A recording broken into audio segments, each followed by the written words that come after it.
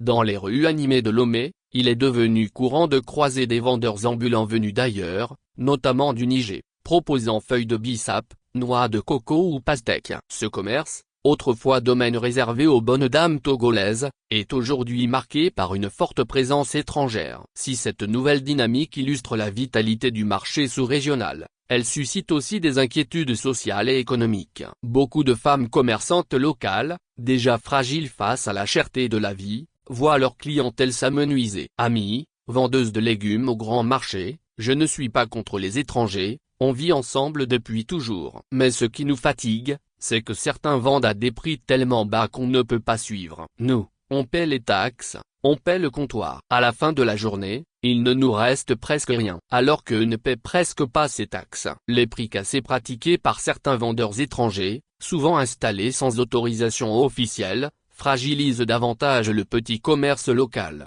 Avant, avec la vente de pastèques, j'arrivais à nourrir mes enfants. Maintenant, je peux passer des heures sans vendre. Quand les autorités viennent chasser les vendeurs non autorisés, le lendemain ils reviennent encore. Nous, on ne demande pas qu'on les chasse, seulement que tout le monde respecte les mêmes règles. Renchérit M. Kafui, revendeuse de fruits depuis 15 ans. Et à Moussi, vendeuse de bissap d'ajouter, on sent que le marché a changé. Les jeunes étrangers sont rapides, ils circulent partout, même là où nous, on n'a pas le droit d'être. Si rien n'est fait, beaucoup de femmes vont abandonner le commerce. Et nous, on vit de ça. Face à ce phénomène, des voix s'élèvent pour réclamer une meilleure régulation. Certains citent l'exemple de la Tanzanie, qui a récemment interdit l'exercice de certains petits commerces aux étrangers, afin de protéger ses acteurs économiques nationaux.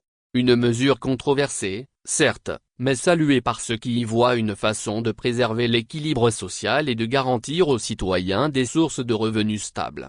De leur côté, ces commerçants étrangers ont aussi leur raison. Beaucoup d'entre nous ne connaissent pas toutes les règles. On se débrouille comme on peut. Si la mairie nous expliquait mieux comment faire pour avoir une autorisation, on serait prêt à respecter les procédures. On veut juste gagner notre vie en paix, indique Saliou Abdou, revendeur de pastèques. Pour Issa, vendeur nigérien de noix de coco, il n'est pas question de faire mal aux commerçants togolais. Je suis venu à Lomé pour chercher du travail. Ici, je vends pour envoyer un peu d'argent à ma famille. Je sais que certains commerçants ne sont pas contents, mais je ne veux pas leur prendre leur travail, seulement survivre. Salif, vendeur de bissap, de se défendre, les clients cherchent le prix bas. Nous aussi, on achète cher au marché. Donc parfois on est obligé de réduire nos bénéfices. Ce n'est pas pour nuire aux Togolais, c'est parce qu'on n'a pas d'autre solution. À Lomé, la question reste ouverte. Comment concilier ouverture économique et protection des emplois locaux, sans basculer dans la xénophobie?